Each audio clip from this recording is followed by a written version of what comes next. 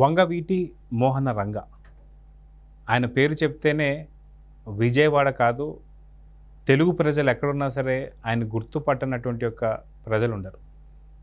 అది కాక చాలా ఊర్లలో కూడా ఆయన విగ్రహాలు ఇప్పటికీ మనకు దర్శనం ఇస్తూ ఉంటాయి.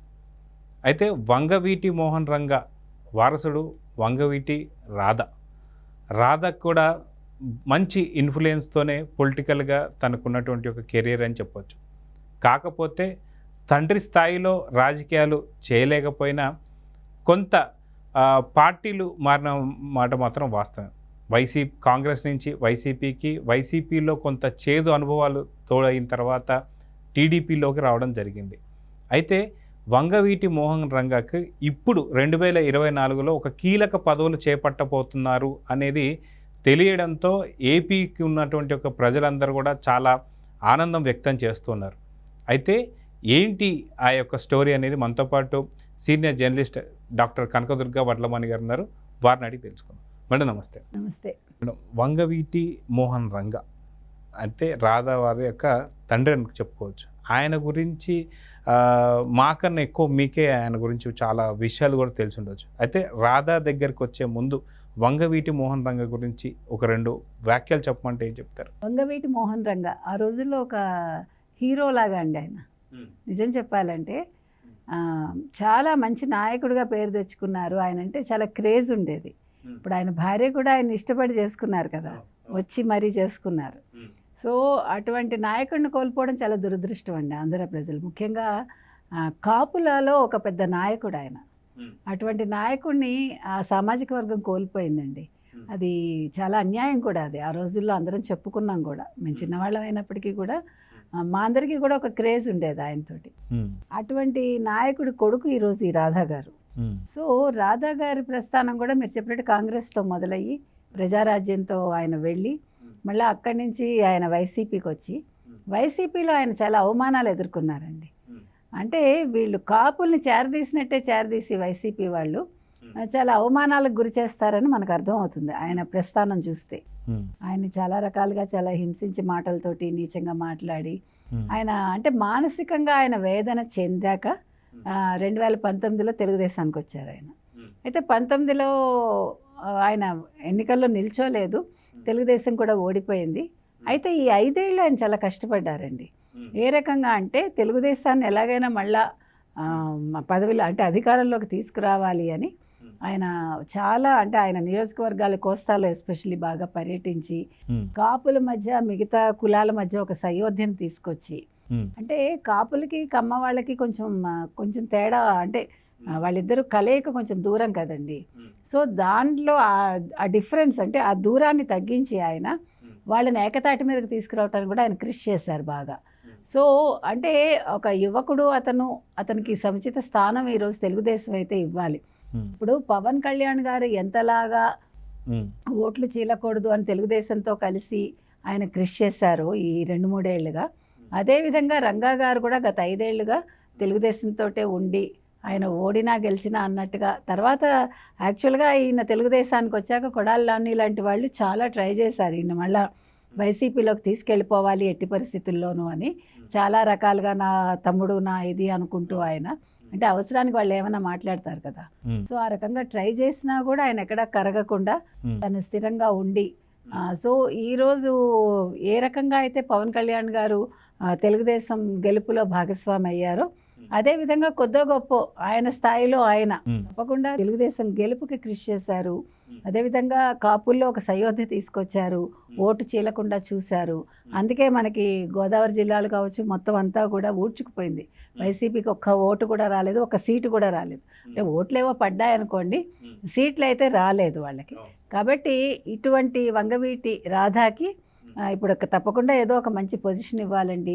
మరి కార్పొరేషన్లో ఇస్తారా, లేదు ఇంకా 2 మంత్రి పదవులు ఉన్నాయి, అందులో ఏదైనా సముచిత స్థానం ఇస్తారా, ఏం చేస్తారో అనేది మనం వెయిట్ చేయాలి. మరి అయితే ఇక్కడ చూసుకుంటే వంగవీటి రాధ, అదేవిధంగా ఇంకొక పక్కన చూసుకుంటే కాపులకి సంక్షేమంకి సంబంధించి అధినేతనని చెప్పుకునేటువంటి ఒక ముద్రగడ పద్మనాభం రెడ్డి కింద మనం మార్చేసుకున్నారు కాబట్టి గెజెట్ కూడా వచ్చేసి వంగవీటి రాధ ఒకవైపు అయితే ఆయనకి అపోజిషన్గా కాపులకి అధినేత అనుకుంటున్నటువంటి యొక్క పద్మనాభ రెడ్డి అనుకోవచ్చు. అయితే పద్మనాభ రెడ్డి కూడా కాపుల ఓట్లు ఖచ్చితంగా చీల్చేస్తాను నేను, వైసీపీకి ఈ ఓట్లన్నీ కూడా పోలవుతాయి, ఒక లేదంటే రెడ్డి కింద పేరు మార్చుకుంటాను మార్చుకున్నాను. సో వాస్తవం చెప్పాలంటే కొంత కాపులకు సంబంధించి ఏదైతే సంఘాలకు సంబంధించేటువంటి ఒక మీటింగ్స్కి తక్కువ పాల్గొనే అతను రాధా అని చెప్పుకోవచ్చు. ప్రతి కాపుల మీటింగ్కి వెళ్ళే అతను పద్మనాభం గురించి. కానీ వీళ్ళిద్దరిలో ఎవరి మాట నెగ్గింది అంటే ఏం చెప్తారు? ఏమండి, మనం ఎన్నోసార్లు చెప్పుకున్నాం, ముద్రగడ పద్మనాభం గారు తప్పు చేశారు, ఆయన స్థాయికి ఆయన తగ్గించుకున్నారు, ఆయనకు అవసరం లేదు వైసీపీకి వెళ్ళడం, ఆయన అదే సామాజిక వర్గానికి చెందిన వ్యక్తిగా ఆ రోజు అంటే ఈ రోజు ఆయన సామాజిక వర్గం కాదని చెప్పుకుంటున్నారు అనుకోండి, కానీ కులం మారదు మనకు తెలుసు. సరే, ఆయన పేరులో చివరి ఇవాళ రెడ్డి తగిలించుకున్నారు, ఎప్పుడెప్పుడో తగిలించుకున్నారు, ఇవాళ గెజెట్ కూడా వచ్చింది, ఆయన పద్మనాభ రెడ్డి అయిపోయారు, గెజెట్ వచ్చేసింది కాబట్టి పేరు మారిపోయింది. సో ఈ పద్మనాభరెడ్డిగా ఇవాళ చెలామణి అవుతున్న ముద్రగడ పద్మనాభం గారు కాపు సామాజిక వర్గంలోనే ఉండి కాపు నేతగానే ఉంటే ఆ మర్యాద వేరేగా ఉండేదండి. ఎందుకంటే ఇవాళ ఆయన రెంటికి చెడ్డ రేవడయ్యారు. ఆయన ఇప్పుడు వైసీపీలో ఉండి ఇప్పుడు ఆయన ఏం చేస్తారు చూసారా, మనిషిని అహంకారం ఎంత పతనానికి తీసుకెళ్తుంది అనే దానికి ముద్రగడ పద్మనాభరెడ్డి గారి జీవితమే ఉదాహరణ. అంటే ఇంకొక పక్కన రెడ్డి సామాజిక వర్గం కూడా ఒప్పుకోవట్లేదు, రెడ్డిగా నువ్వు ఎలా వస్తావు, మేము ఎందుకు యాక్సెప్ట్ చేస్తావు, మేము ఒప్పుకోని కూడా చెప్పేసి మాట్లాడుతున్నారు. అంటే ఒక పక్కన కాపుల నుంచి ఆయనకి ఆయన దూరం అయ్యాడు, కానీ రెడ్డి సామాజిక వర్గం ఆయన దూరం పెట్టింది. ఇప్పుడు నిజంగా వాస్తవం చెప్పుకోవాలంటే రెడ్డియా లేదంటే కాపా పద్మనాభం అంటే ఏం చెప్తారు? ఏది కాదండి, ఆయన ఏది కాదు, ఆయన ఒక పద్మనాభం అంతే. ఎందుకంటే ఆయనకి ఇప్పుడు ఒక కులం లేదు, ఒక సామాజిక వర్గం లేదు, అదేవిధంగా తనకంటూ ఒక కుటుంబంలోనే చీలిక వచ్చేసింది. అది దానికి కూడా కారణం వైసీపీని ఆయన అది గుర్తించలేదు, ఇప్పటికీ గుర్తించట్లేదు. కనీసం ఆయన వైసీపీ ఓడిపోయాక ఆ రోజు కూడా ఆయన నేను పేరు మార్చుకుంటున్నాను అని చెప్పారు, కానీ అలా కాకుండా సరే జరిగింది జరిగిపోయింది, నేను తొందరపడ్డాను, క్షమాపణ కూడా చెప్పద్దు, మీ వయసుకి మీరు క్షమాపణ కూడా చెప్పక్కర్లే, బికాస్ మీకు పెద్దరికం ఉంది, మీరు ఒక మంచి నేతగా ఉన్నారు కాబట్టి సరే జరిగింది జరిగిపోయింది, నాకు తెలియకుండా ఏదో జరిగింది, ఆవేశంలో ఏదో చేశాను, ఇప్పుడు నా కూతురు నాకు ముఖ్యం, నా ఫ్యామిలీ నాకు ముఖ్యం, నేను ఇప్పుడు నేను ఇంకా వైసీపీతో ఉండను, నేను ఒక సామాజిక మనిషి అంటే సామాజికంగా నేను ఒక కాపు నేతగానే నేను చెలామణి అవదలుచుకున్నాను అని అనుంటే ఆయన మళ్ళా ఒక నేతగా ఎదిగేవారండి. ఆయనకి మరి ఎవరు సలహా ఇచ్చారో లేకపోతే ఆయన బ్రెయిన్ ఎవరు వాష్ చేశారో మనకు తెలియదు, బ్రెయిన్ వాష్ ఎవరు చేశారో మనకు తెలియదు, ఆయన ఎటు కాకుండా అయిపోయారండి. అది నిజంగా బాధపడే విషయం అది. మనం ఇకపోతే హరిరామ జోగయ్య గారు ఏమయ్యారో తెలియదు. మనం ఈ రకంగా చూసుకున్నప్పుడు ఈరోజు కాపులకి ఎవరు నేత అంటే ఖచ్చితంగా పవన్ కళ్యాణ్, అందులో సందేహం లేదు. అతను నాకు కాపులు ఒక్కళ్ళే కాదు అన్నాడు ఆయన, అది నిజం, అది మాట నిలుపుకున్నాడు ఆయన. నేను ఒక కులానికి సంబంధించిన వాడిని కాదు అన్నాడు ఆయన. అయినా కూడా కాపుల్లో ఈరోజు అతనే నేత. అదేవిధంగా అతని తర్వాత వంగవీటి రాధా గారు కూడా ఒక నేతగానే ఎదిగాడు ఆయన. ఆయన కూడా ఏమీ కుల రాజకీయాలు చేయలేదండి. వీళ్ళిద్దరినీ ప్రతి వాళ్ళు ఆదర్శంగా ఎందుకు తీసుకోవాలంటే, నేను ఒక కాపు మనిషిని లేకపోతే నేను ఒక కాపుని, మీరు కాపులకే ఓటేయండి అని అట్లా విడదీయలేదు వీళ్ళు.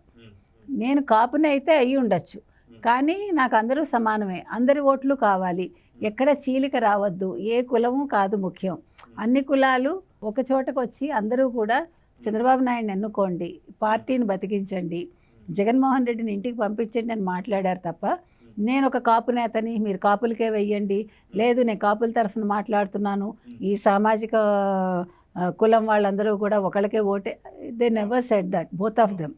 సో ఆ రకంగా ఇద్దరు సక్సెస్ అయ్యారండి. వంగవీటి రాధా గారు కూడా నియోజకవర్గాలు తిరిగారు, ప్రతి నియోజకవర్గంలోనూ అంటే ప్రతి గ్రామంలోనూ ఆయన అందరినీ కలుపుకోవటానికి ప్రయత్నించారు. ముఖ్యంగా కాపులకి కమ్మారికి కూడా కొద్దిగా వైరం ఉంటుందండి, కొద్దో గొప్ప. ఎందుకంటే ఇది అప్పటి నుంచి అంటే తెలుగుదేశం పుట్టాక ఇది స్టార్ట్ అయింది నాకు గుర్తున్నంత మట్టికి. సో వంగవీటి రాధా గారి హత్యతోటి అది మరీ పెద్దదైంది. అది ఎవరు చేశారు ఏంటి అనేది పక్కన పెడితే దానివల్ల కూడా మనస్పర్ధలు ఎక్కువయ్యాయి. ఈరోజు ఆ వైరాన్ని చెరిపేసి, అంటే ఇది చాలా పెద్ద విషయం అండి. ఇప్పుడు అంత పెద్ద విషయాన్ని వీళ్ళు కాపులు క్షమించి నన్ను అడిగితే, అవునా కదా, కాపులు పెద్ద మనసుతోటి దాన్ని వద్దనుకుని మనం వైరం వద్దు మనకి కలిసికట్టుగా ఉందామని ఒక పవన్ కళ్యాణ్ మాట విని అందరూ ఏకతాటికి వచ్చి, అలాగే వంగవీటి రాధ మాట విని వాళ్ళు ఇవాళ ఓటు వేయడం ఏంటి, వీళ్ళందరికీ ఒక తెలుగుదేశాన్ని గెలిపించటం ఏంటి, ఇది తెలుగుదేశం అదృష్టం కూడా అండి. ఈరోజు తెలుగుదేశం ఇన్ని సీట్లు తెచ్చుకుంది అంటే మరి 26% ఉన్న కాపు ఓట్లు కూడా ముఖ్యమే కదండి. ఎందుకంటే అది ఎప్పుడూ ఎవరు మర్చిపోకూడదు. ఇది చంద్రబాబు నాయుడు గారు మర్చిపోలేదు. కాకపోతే ఏంటంటే మనం ఏం చెప్తామంటే ఇప్పుడు ముందు ఎవరు కూడా కాపుల్ని తక్కువ చేయొద్దు, కమ్మ వాళ్ళని ఎక్కువ చేయొద్దు. మనం చెప్పొచ్చేది అది ఒక్కటే, మేము విడిగా గెలిచాము, మీరు మాకేమి హెల్ప్ చేయలేదు అని ఎవరికి ఎవరు అనుకోవద్దు. ఎందుకు చెప్తున్నామంటే అది పార్టీ పతనానికి కారణమవుతుందండి. ఇది వ్యక్తిగతం కంటే కూడా సంస్థాగతంగా అది దెబ్బతీస్తుంది. కాబట్టి ఇప్పుడు కాపులు హెల్ప్ చేశారా, కమ్మాళ్ళు హెల్ప్ చేశారా, ఇది కాదండి కావాల్సింది. కాపు కమ్మ కలిసి ఇప్పుడు రాష్ట్రాన్ని ఏ రకంగా చూడాలి, రాష్ట్రాన్ని ఎలా అభివృద్ధి పదంలో పెట్టాలి, ఇవి ఆలోచించాలండి. కమ్మవారు కూడా ఆలోచించాలి, ఇటు కాపులు కూడా ఆలోచించాలి. ముఖ్యంగా కమ్మారు కూడా మేమే గెలిచామని అనుకోవద్దు, అలాగే కాపులు కూడా మేమే హెల్ప్ చేసామని అనుకోవద్దు. మనం కలిసికట్టుగా చేశాము అనుకుని మీ ఇద్దరూ కూడా ఏకతాటిన వెళ్ళి రాష్ట్రాన్ని అభివృద్ధి పదంలో నడిపించాలండి. సో చూద్దాం మనం ఖచ్చితంగా ఏదైతే చంద్రబాబు నాయుడు గారు కూడా ఒక సముచిత స్థానం ఇచ్చి పవన్ కళ్యాణ్కి డిప్యూటీ సీఎం ఇవ్వడం కూడా కావచ్చు, అదేవిధంగా వంగవీటి రాధ కూడా ఖచ్చితంగా ఒక మంచి స్థానాన్ని అయితే కల్పిస్తారు, ఒక కీలక పదవులు అయితే అందుకోబోతున్నారైతే వార్తలు అయితే వస్తున్నాయి. ఆయనకు కూడా శుభాకాంక్షలు చెప్పి ఖచ్చితంగా ఒక మంచి స్థానం ఆయనకి ఇవ్వాలని కోరుకుందాం. నమస్తే.